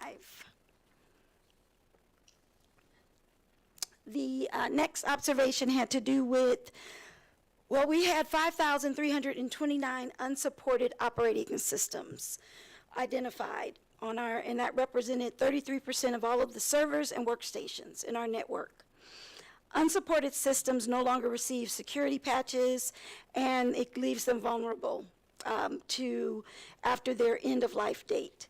So there was a recommendation that we upgrade, replace, or decommission any unsupported systems, and if they cannot be upgraded or replaced, that we consider segmenting these systems onto separate VLANs, and implement strict network ACLS to limit network traffic. So what the district has been doing is replacing all of the Windows 10 machines with Windows 11 machines. That's the most current machine available. And the out-of-date servers are either being upgraded to newer operating systems, or they're being migrated to a cloud service such as SAP or Kronos. Another observation was that our computer information systems critical security control was not up to par. They suggested that we maintain an inventory of authorized software, and again, that list of approved software is estimated to be provided and documented by July of 2025. I think I may have said September before, but yeah. It's, the deadline may have moved up for when that'll be completed. Okay, some secondary initiatives. Did I talk about this yet? No, okay. There's a server image used, the observation was that there's a server image used to deploy new servers, which helps achieve consistent security configurations. This image was not hardened to an industry-accepted standard.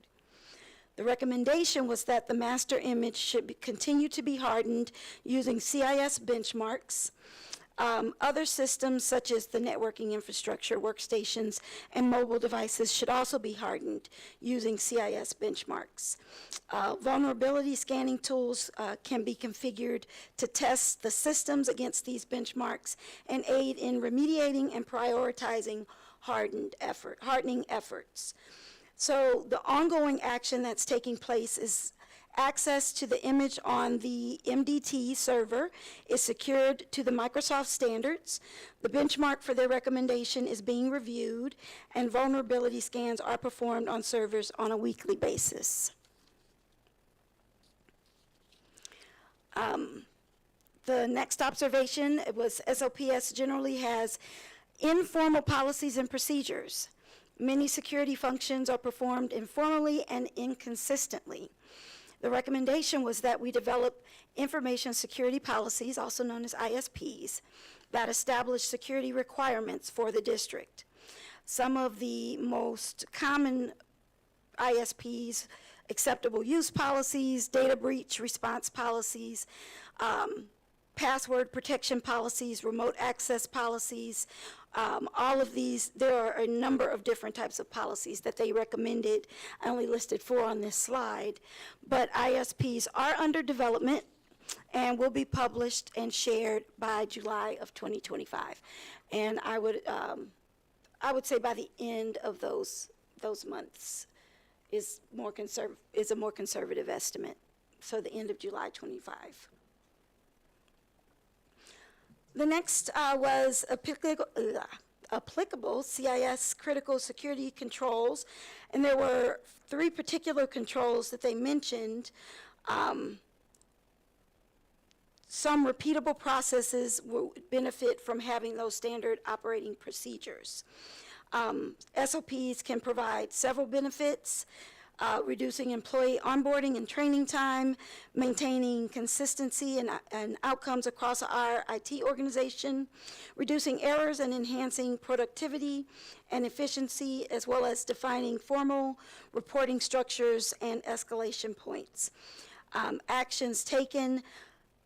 The CIS control 7.7 is now in a different control, which had no findings. The DNS stands for Domain Naming System.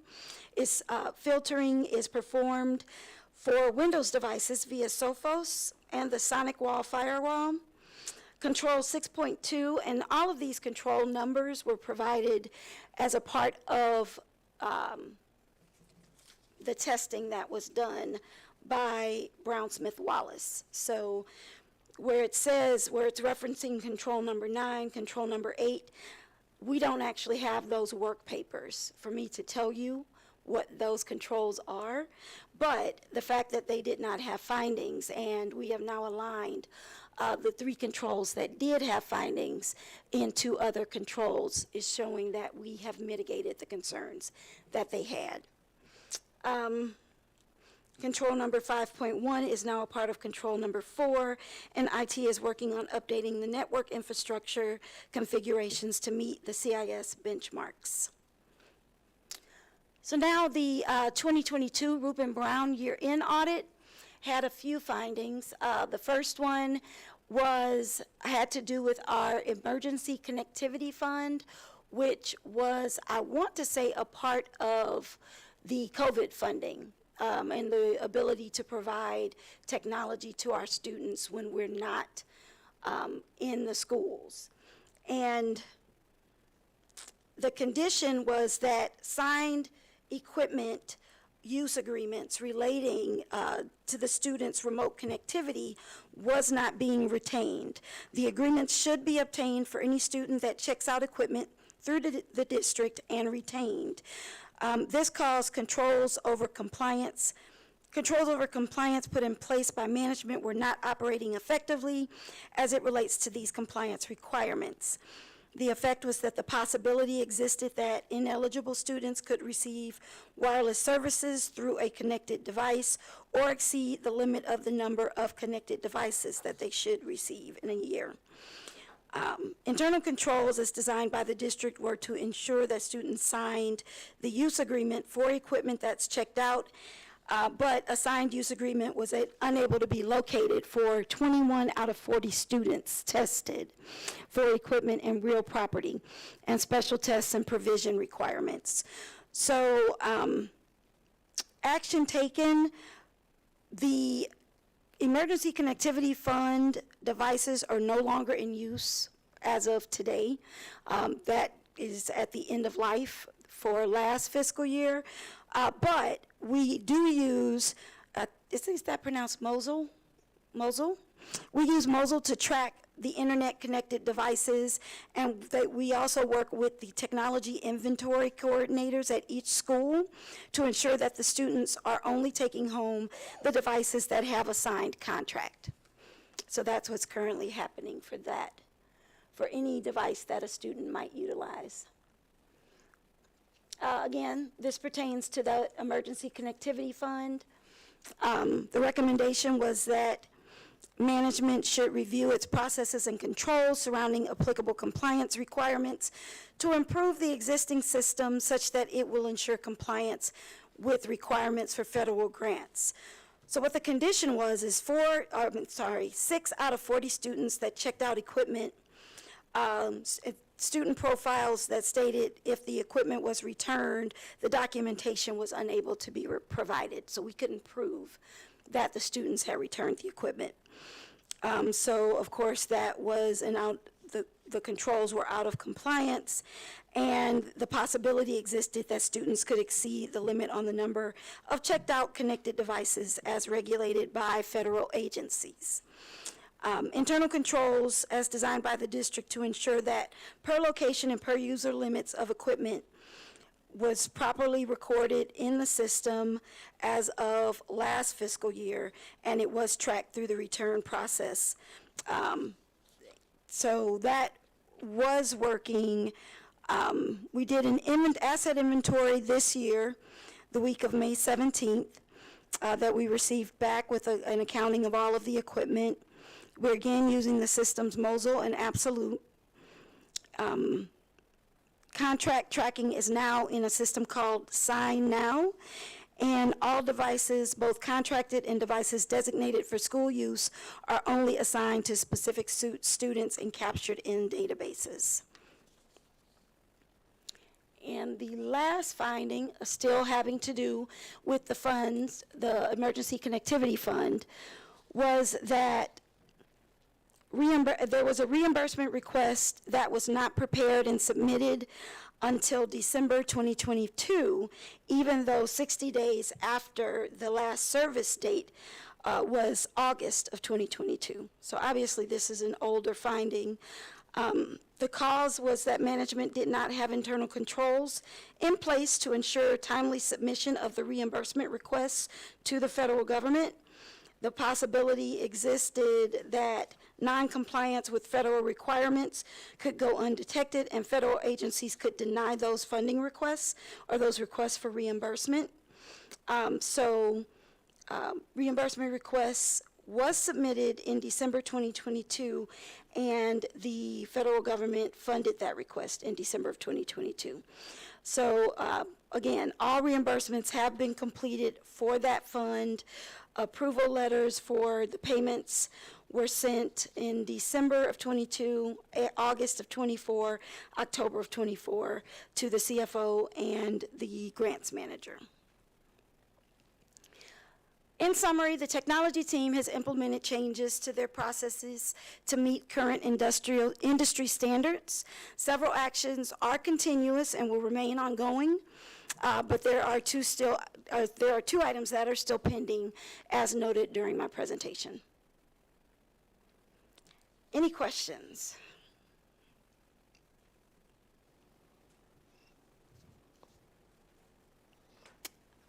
All right. Thank you.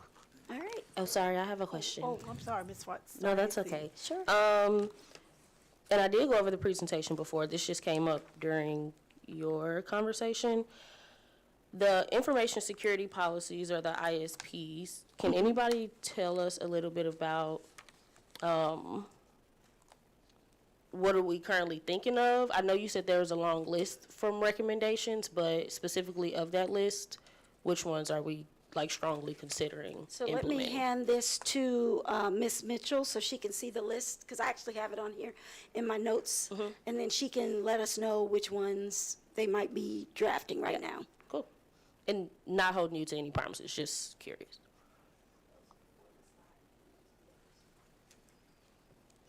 Okay, thank you. Yeah, I actually just want to name, I'm at 90 days, and so to be very clear, in my 90-day plan, what we are doing is our own internal technology, cybersecurity assessment. And so Dr. Hubbard continues to reference the July 2025 date is because our team, so the technology team in collaboration with key stakeholders, a very robust team of stakeholders, is developing a comprehensive cybersecurity plan that's aligned with the U.S. Department of Homeland Security's cybersecurity recommendations. And so that's why we keep saying that we're going to publish our plan. So we could speak on it more if that is okay with the board. When we publish that in July 2025, we'll have a better understanding really specifically after we do the initial cybersecurity assessment and continue to come together as a team. We are well aware that we had a lot of recommendations and a lot of findings and that we had a lot of work to do, quite honestly. And we are in the midst of that work, and we every single day work to strengthen our cybersecurity and our systems and our network as a team. Awesome. Thank you.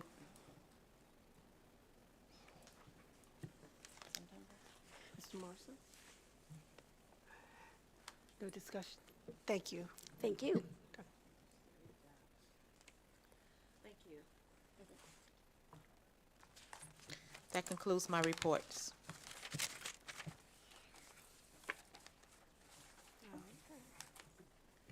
We now move to consent agenda items.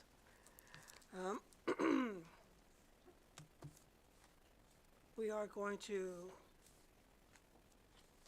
move item 11.43, .44, and .45 to the bottom of the agenda.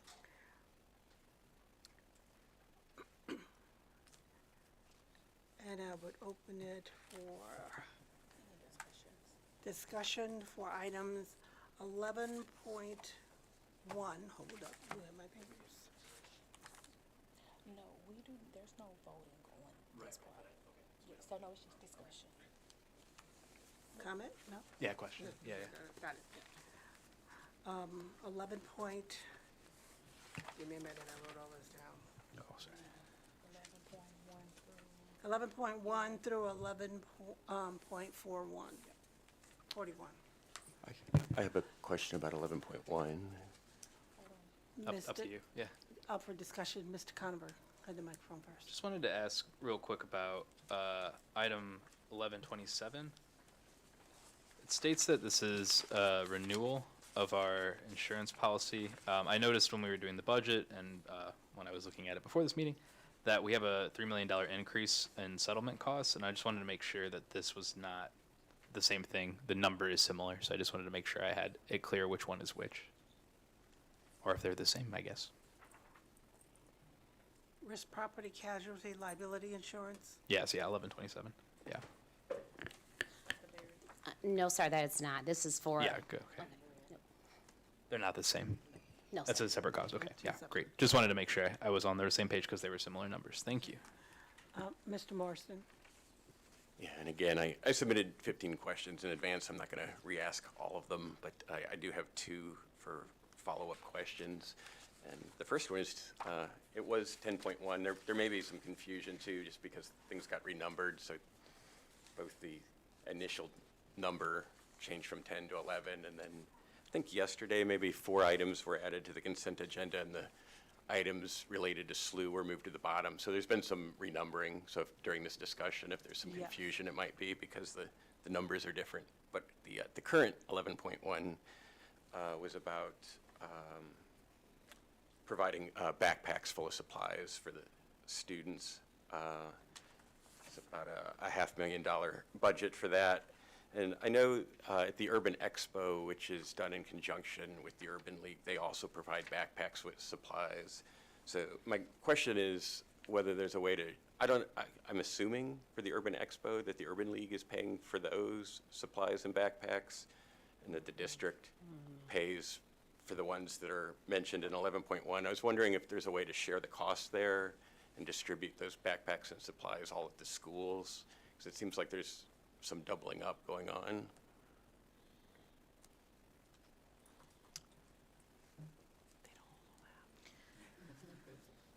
Dr. Burchett. So the our families are more than welcome to attend the Urban Expo to secure supplies that are being provided by the Urban Expo. If we wanted to participate in the Urban Expo, then that is typically a cost for us when we have our own way of distributing supplies to our families. Yeah, I guess my question was whether we could approach the Urban League to say if we are grateful for the supplies and backpacks that they're providing, but if they could share some of the budget with us, then it wouldn't cost us $495,000 because they would provide, some of that budget. Mr. Oh, sorry. Mr. Hikes and Ms. Jones? Well, I believe we moved away from them because it was cheaper for us to do it ourselves. I mean, even though we appreciate the Urban League greatly, but at that time when we was going through the budget and everything, we realized that we can do it ourselves and we can do it better. So that's why we went that way. And during that time, during the Urban Expo, we always ran out of book bags. There still was never enough. Even though there were other organizations, law offices, and various other people that donated hundreds of book bags, we still ran out. But I understand and I appreciate what you're saying, but I think Urban League might have other things that they're dedicated to at that particular time, and they were not able to do it. So we took up the slack, and the money that St. Louis Public Schools spent on the Urban Expo was well spent. We still had students that they were so happy, and they were still asking, coming in the door, and we were out. There was nothing left. I do have one question. So with the, that expo, our students can still go to the Urban League Expo, but the backpacks that we provide guarantees that every child in SLPS will get a backpack regardless. That is correct. Thank you. And I did want to add this, and we supply a lot of the book bags. They don't look like they were donated. They look like everybody else's other book bags, fancy ones and nice looking ones. A child doesn't want to have a book bag on that says donated by the grocery store. I mean, you want to look cool too. Yeah. So that was another point. You want to look just like other children. You want to look like you're in style. So. Yeah, and I understand that not every student goes to the Urban Expo and that we're the ones that are providing backpacks and supplies across the board. And again, I was just wondering if the Urban League would be willing to reallocate the budget that it's spending on backpacks and supplies to help reduce our costs. Additional discussions? Items 11.1 through 11.41. I do have a question. Yes, sir. I wanted to ask about the, like you said, the numbers have changed. It was 11.5, where the contract started off at 500,000 and increased to 900,000. Would someone please, just a brief explanation of that? I didn't understand why we're doing this. Dr. Dino? Certainly. So there's several of these that support students with IEPs, of these contracts where we're looking to increase. And it's because there are things like Dr. Borchade explained, the IEPs change over the course of the year and there are more services needed for students. In some instances where we're providing virtual services for students, we pay for the staff who's like the virtual SLP, and we pay for a staff member who stays in the room with the student while they're having the services. And so the cost of having a virtual SLP is more expensive than having someone who's in-house. As you all spoke about earlier, it is really difficult to find qualified special education candidates in a variety of roles, not just as teachers. And so we did not anticipate at the start when these contracts were first developed that this would be the cost overall. And so now as we look both to this school year and even when we do Camp SLPS, because there's extended school year for students that will start on June 3rd. Like, these costs will pay for the services for students to receive until the end of June as well. And so that's why you see these increases, why they're asking for amendments for increase, as the invoices are coming in, as we're seeing the services that are being asked for. There was another question on one of these about the numbers of students. We don't know yet how many numbers of students for next year. That's some of the other ones, because we've always, as Dr. Borchade explained, we aim to fill with internal SLPS staff first, and only if that is not possible do we then go to these outside agencies.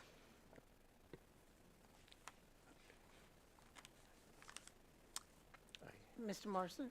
Yeah, I also had a question about 11.5 and sort of the group from 11.5 through 11.7.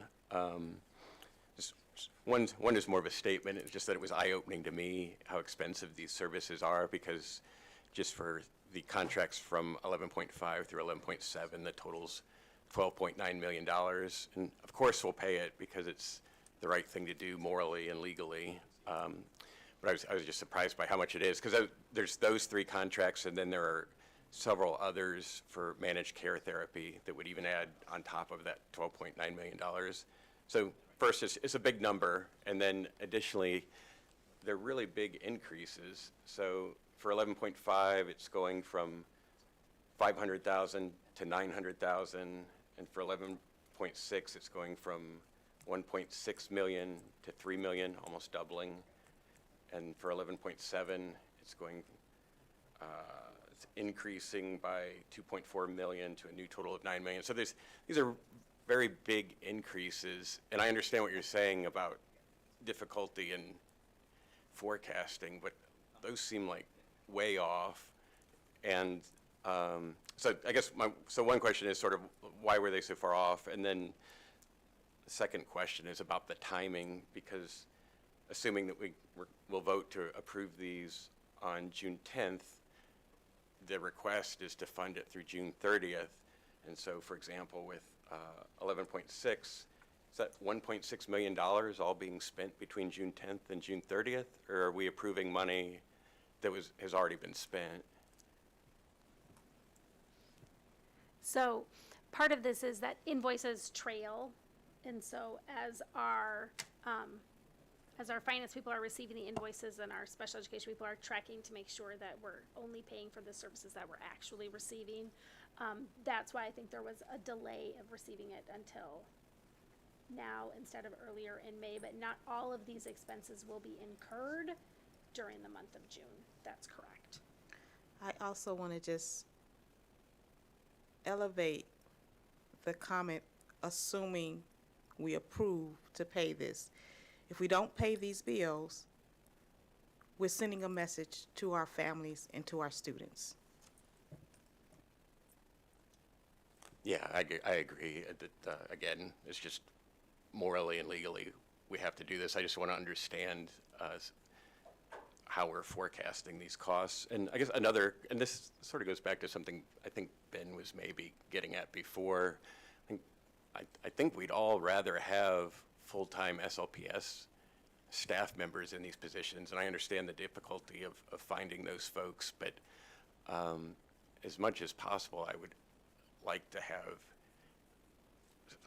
SLPS staff members rather than outsourced contractors, partly because of cost, but also just to have more consistency in those positions. And also, I'm getting to a question here. So for the outsourced contractors that come in, are they covered by any kind of union protections? Are they union members? So currently, if you're a contractor, you are not.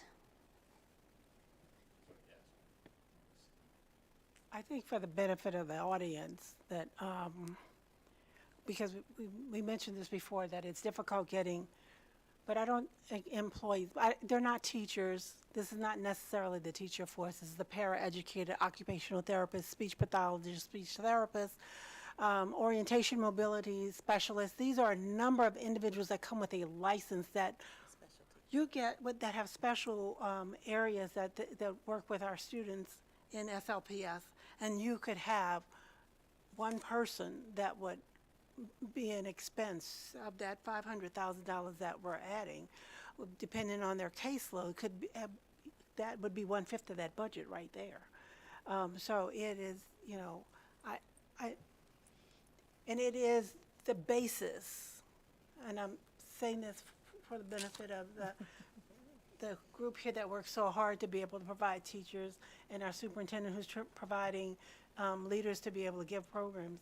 It is the basis of many lawsuits when we do not provide these services. So sometimes we have to go to other entities to be able to find them. And then to add to that, there are instances where even at the end of the school year, towards the end of the school year, there's a situation where a student has to be moved to a more specialized location, and that comes with services, and we have to make sure that we pay for those services, because each and every one of our students deserves whatever services they need to be seen as a whole student to help them grow. So thank all of you, really. Any more discussion?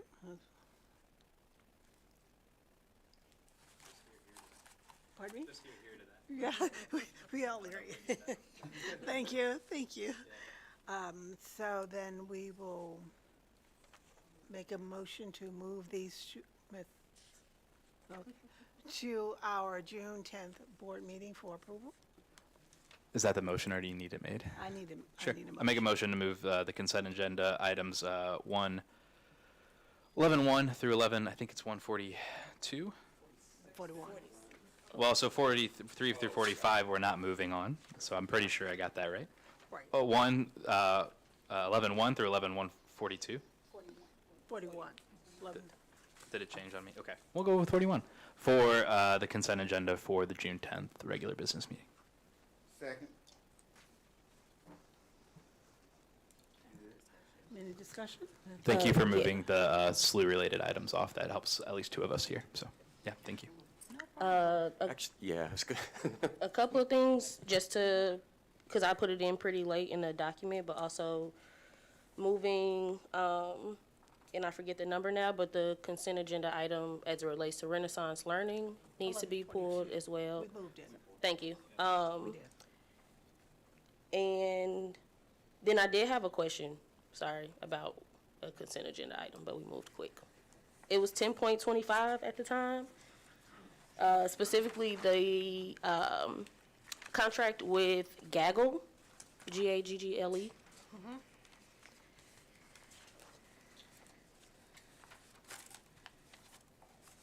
And you might be learning this now, but I will always be the person to ask, how are we protecting our students' data and privacy? So I'm glad that we had the presentation today with the recommendations from Dr. Hubbard about what the technology department is doing currently as it relates to creating internal security policy plans. This company uses AI, and they have no AI usage policy within the contract that's been provided to the district. There's no clear language about what they're going to do with our students' data. Specifically on page 18 of the bar, I'm just curious if we had any negotiated terms for PII use, both for student and staff. If we did have those conversations, what were they saying about data breaches? And truthfully biased towards our students. And then also, if we don't have language, because I know we don't, just a recommendation, that I recommend that we add language that if Gaggle is either sold or acquired by a third party, that our student and staff data be completely scrubbed within at least 2 to 3 weeks of acquirement. And this is just based on best practices. Thank you. Yeah, I responded a little while ago to some of that, and then essentially, if we do approve, this bar, then we can look at updating the contract, especially with that language. So we definitely noted that. Awesome, thanks. Just a quick clarification. I'm looking at one of the documents on the gaggle, and it seems like there's something about PII on page 17. So I didn't know if that already covered concerns or if we needed to go back to the provider and ask more questions here. I could be wrong. I'm not sure. But No, I think Yeah. you're right. It includes what PII is collected, but it doesn't go into detail what they will be doing with that PII, both for student and staff. And then there's no clause that says, clearly, if they are acquired or sold, that they will not be using or selling our student and staff data. I got you. I see some stuff about selling student and staff information and disclosing it, but I recognize the point about if the company got sold. Yeah. Any additional questions? Discussions? We have a motion and a second to Ms. Vaughn. Ms. Foster, Yes. Mr. Conover, Yes. Mr. Hikes, Yes. Ms. Jones. Yes. Mr. Marston, Yes. Ms. Hubbard, Yes. Dr. Collins Adams. Yes. Approved. Item 11.42, Renaissance Learning. Make a motion to put item 11.42 as an item for, I guess it's action on the agenda for the June 10th meeting.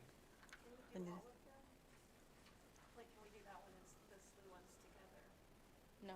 No. We gotta do them because they're gonna be individually voted on. Yeah. I need a second. Ms. Vaughn? Ms. Foster, Yes.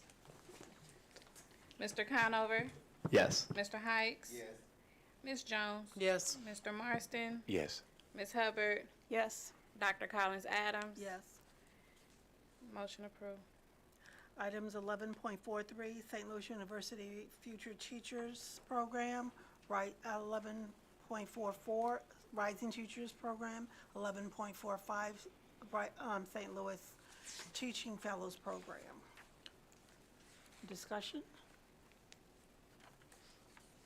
I would need a motion to, I'll make a motion to put items 1143 through 1145 on the June 10th business agenda as individual items for action. Second. Ms. Vaughn? We got discussion. Oh, I'm sorry, Ms. Jones? Oh. Ms. Foster, Yes. Mr. Conover, Yes. Mr. Hikes. Yes. Ms. Jones, Yes. Mr. Marston, Yes. Ms. Hubbard, Yes. Dr. Collins Adams. Yes. Motion approved. Items for discussion, section 12. We don't have any. Do we have any? Nope. We're done.